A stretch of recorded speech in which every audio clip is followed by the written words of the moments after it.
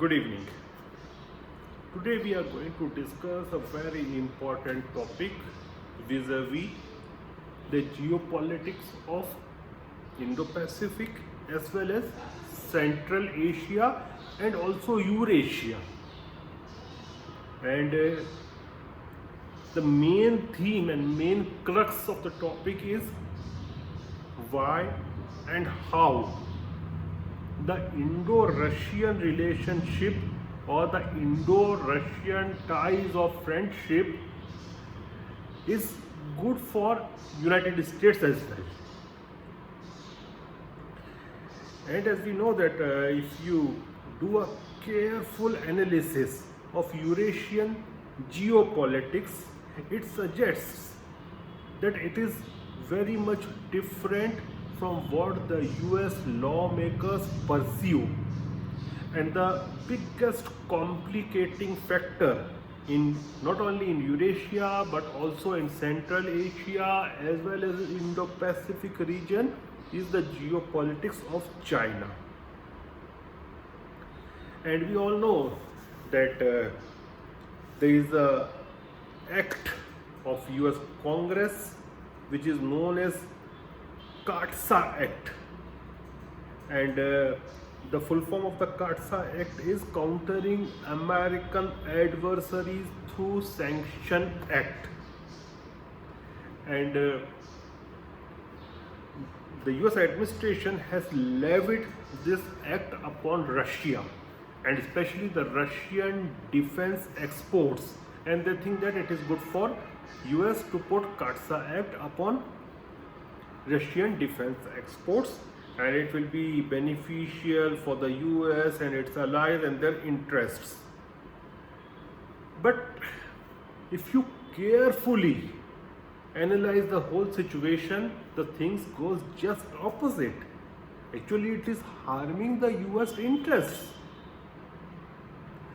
See, India is Russia's biggest export destination for military hardware, and it accounts for nearly 1/3 of the annual Russian arms export on average between year 2010 and year 2019, and I am quoting this data from Stockholm International Peace Research Institute, which is a very prestigious institute. Until year 2018, China's purchases of advanced Russian arms were rapidly catching up with that of India's. And this was because China is struggling, and it was struggling, and it is still struggling in developing its own high technology components like the jet engines, etc. But the defense procurement relationship between Russia and China stopped in 2019 over Russian allegation that China was reverse engineering the prototype technologies. As a result, Russia has become reluctant to sell small batches to China. Rather, they will prefer to sell them in big numbers so that they don't copy that technology and make their own made in China stuff. As far as India is concerned, India's status for Russia is that of a best customer, an honest customer, and this gives India enormous leverage on the cash-strapped Russian regime. So much so that when conflict started in Ladakh between India and China last year, Russia seemed to have acceded to Indian pressure of supplying China with S-400 missile technology. And Indian demand is especially crucial for ensuring that Russia can keep military production lines and maintain operations going at the industrial pace. And if we look at United States, this may not sound very attractive for the US lawmakers, but this is the fact. And Russia also supplies weapon system to other countries that are nervous about China's growing ambitions. These countries are also in Central Asia. These countries are present also in Indo-Pacific, in whole of the Central Asia. And you look at Kazakhstan, Uzbekistan, Azerbaijan, and all these countries, they are purchasing defense hardware, defense equipment from Russia. Then you even in Indo-Pacific, start from India to Indonesia and other countries also, they are also purchasing Russian made stuff. So Russia is having very genuine customers in Indo-Pacific, in Central Asia, in Eurasian region. But in year 2017, the US lawmakers made this CAATSA Act, which is the Countering America's Adversaries Through Sanction Act. The bill was signed into the law on 2nd of August 2017 by then President Donald Trump, who stated that he believed that there are serious flaws in this bill, and definitely there are flaws. And if US really want to curtail China, Russia, or both, it needs other countries to do the heavy lifting job, at least on the land. See, you look on Indo-Pacific. If you look in Indo-Pacific, the US's Indo-Pacific strategy is basically maritime. And as United States wind down its presence in Afghanistan, it is unlikely to send substantial number of troops, ground troops, on anywhere on the Asian mainland, except the 8th Army stationed there in South Korea.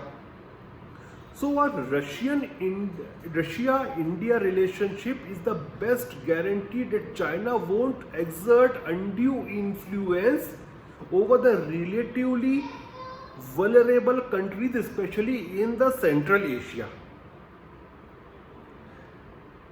And a flourishing relationship between India and Russia will also check a forced push of the desperate and cash-strapped Russia into the lap of China and becoming a junior partner to China. You just imagine one scenario that both Russia and China, they sign a defense treaty act, and in that relationship, China is the bigger brother, bigger partner, whereas Russia is a junior partner. Then try to understand the geopolitics of the entire Central Asia. You try to understand the geopolitics of Eurasia, even try to understand the geopolitics of Indo-Pacific. So India and Russia, if they are friendly, then a forced push to the cash-strapped Russia, and Russia is a power. Believe it or not, Russia is a power. Today it is having financial problems because of crude oil prices, because of this CAATSA Act, but it is a power. And it is going to be a power for long period of time. So imagine that condition wherein if both comes together by a defense pact, it will be very bad. So India can guarantee to stop a forced push of a desperate cash-strapped Russia in becoming a junior partner to the People's Republic of China. And as far as this CAATSA Act is concerned, see, the American lawmakers made it to check the American adversaries, the so-called Russians or Iranians or whatsoever. But if an act starts attacking your own allies, then it's not a bad act, it's a worst act. It started first with Turkey, when Turkey went for the purchase of S-400 missiles, and now it may come to India because India has also purchased the same S-400 missiles from Russia. Now, once the US administration starts the procedure of sanctioning India via CAATSA Act, Biden can and should waive the implementations of sanctions under the national security exemption built in the legislation. There are, and he must go for them. That exemption is narrow. Definitely it is narrow, and it would probably require him, that is Joe Biden, to apply some creative labeling to make the exception stick. And US should also understand that thing, that when it comes to China, US requires India much more than what India requires US, because US is sitting far away, oceans apart from India. India and China are neighbors. So if US wants some solid power to counter China, it can be only and only India in the PRISM circumstances. So the overriding US interest in keeping India on its side is so strong that a little creative, diplomatic and executive labeling to make the exemption work would go a long way towards preventing a serious security blunder against the US by the US administration. Thank you.